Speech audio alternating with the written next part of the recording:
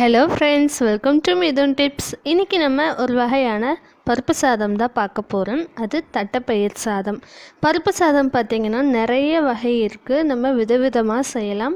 ஏற்கனவே ஒரு வகையான பருப்பு சாதம் நான் செஞ்சுருக்கேன், அதோட ரெசிபியில் நான் லிங்க் டிஸ்கிரிப்ஷனில் போடுறேன், அதை பார்த்துக்கோங்க. ஸோ இந்த வீடியோக்குள்ளே போகிறதுக்கு முன்னாடி நம்ம மிதுன் டிப்ஸ் சேனலை சப்ஸ்கிரைப் பண்ணாதவங்க கீழே இருக்க red colour subscribe button press பண்ணிக்கோங்க.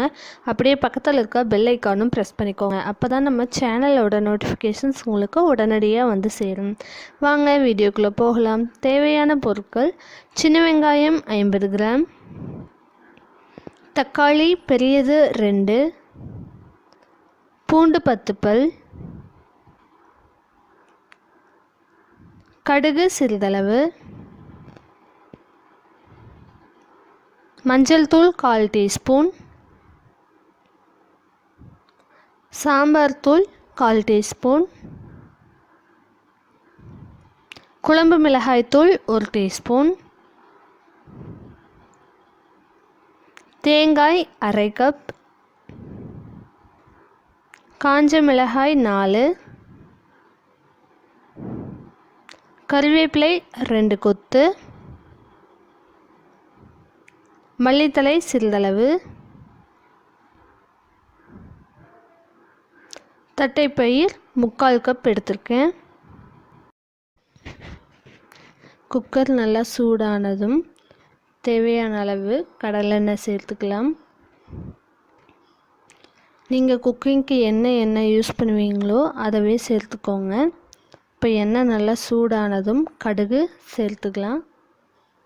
கடுகு பொரிஞ்சதும் கறிவேப்பிலை, காஞ்ச மிளகாய் இது 2 சேர்த்துக்கலாம். பச்சை மிளகாயை விட காஞ்ச மிளகாய் வந்துட்டு இந்த சாதத்துக்கு ரொம்ப நல்ல வாசனை கொடுக்கும். அதுக்காக தான் நான் காஞ்ச மிளகாய் 4 சேர்த்துருக்கேன். அதுக்கப்புறமா சின்னதாக கட் பண்ணி வச்சுருக்க பூண்டு சேர்த்துக்கலாம்.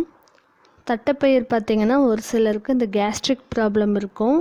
ஸோ இந்த பூண்டு சேர்க்கறதுனால அந்த ப்ராப்ளம் வராமல் அவாய்ட் பண்ணிடலாம். அதுக்கப்புறமா சின்ன வெங்காயம் சேர்த்துக்கலாம். 2 கட் பண்ணியிருக்கேன் சின்ன வெங்காயம், அதையும் சேர்த்து நல்லா வதக்கி விட்டுட்டு அதுக்கப்புறமா தக்காளி சேர்த்துக்கலாம்.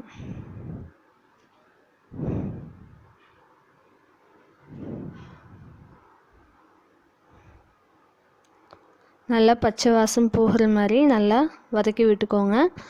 கொஞ்சமாக உப்பு சேர்த்துக்கலாம், அப்போது சீக்கிரமாக வதங்கிடும்.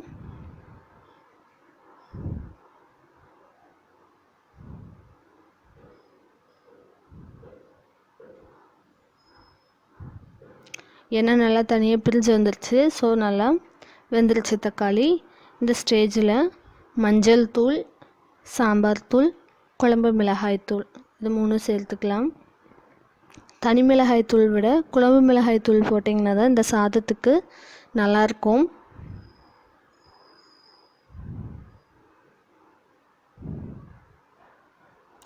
ஸோ இந்த மாதிரி நல்லா மசாலாலாம் மிக்ஸ் ஆகிற மாதிரி கலக்கி விட்டுக்கோங்க.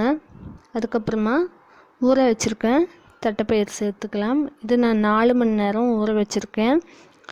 கொஞ்சமாக ஊற வைக்கிறதுக்கு முன்னாடி கை பொறுக்கிற சூடு தண்ணியில் இந்த தட்டைப்பயிர் போட்டு நல்லா ஊற வச்சிங்கனாலே போதும். இதுக்காக சாதத்துக்காக தனியாக நம்ம விசில் விட்டு எடுத்து இது கூட சேர்க்க வேண்டிய அவசியம் இருக்காது. இப்போ நார்மலாக நம்ம எப்படி குக் பண்ணுவோமோ இப்போ 3 விசில்னால் அதுவே போதும். அந்த இதுலேயே நம்ம தட்டைப்பயிர் வந்துட்டு நல்லா சாதத்து கூட வெந்துடும். இப்போ நல்லா மசாலாலாம் தட்டைப்பயிரில் பிடிக்கிற மாதிரி நல்லா கலக்கி விட்டுக்கலாம். சாதத்துக்கு தேவையான அளவு உப்பு சேர்த்துக்கலாம். அதே போல் இப்போ 1 கப் ரைஸ்க்கு 3 கப் தண்ணி வைப்பீங்கன்னா ஒரு 1/4 கப் தண்ணியை கம்மி பண்ணிக்கலாம். அப்படிங்கும்போது உங்களுக்கு நல்லா சாதம் உதிரியாக வரும். ஊற வச்சுருந்த அரிசி சேர்த்துக்கலாம்.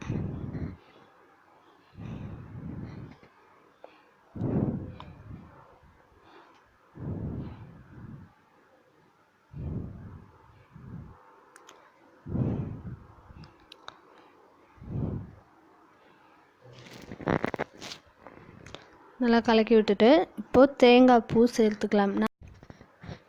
இந்த சாதத்துக்கு பார்த்திங்கன்னா நல்லா குட்டி குட்டியாக கட் பண்ண தேங்காய் போட்டிங்கன்னா சாப்பிட்றதுக்கு நல்லாயிருக்கும். பட் வீட்டில் குழந்தைங்க பெரியவங்க இருக்கும்போது அவங்களுக்கு வந்துட்டு கொஞ்சம் கடிக்கிறதுக்கு கஷ்டமாக இருக்கும். அதனால் நான் வந்துட்டு திருவி போட்டிருக்கேன். ஆனால் இதுக்கு வந்துட்டு நல்லா குட்டி குட்டியாக கட் பண்ண தேங்காய் போட்டிங்கன்னா ரொம்பவே சுவையாக இருக்கும். ஸோ கடைசியில் மல்லி இலையும் சேர்த்துட்டு தேங்காய் எண்ணெய் வந்துட்டு நான் கொஞ்சமாக சேர்த்துருக்கேன். அது ஆப்ஷனல் தான், உங்களுக்கு தேவைப்பட்டால் சேர்த்துக்கோங்க. அதோடய வாசனை ரொம்ப நல்லாயிருக்கும், அதுக்காக நான் சேர்த்துருக்கேன். ஸோ இந்த மாதிரி 3 விசில் விட்டு எடுத்திருக்கேன்.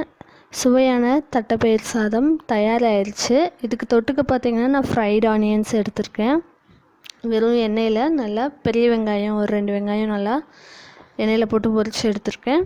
ஸோ இது வந்துட்டு சாதத்துக்கு மிகவும் சுவையாக இருக்கும். ஸோ இந்த வீடியோ உங்களுக்கு பிடிச்சிருந்தா லைக் பண்ணுங்கள், ஷேர் பண்ணுங்கள், கமெண்ட் பண்ணுங்கள்.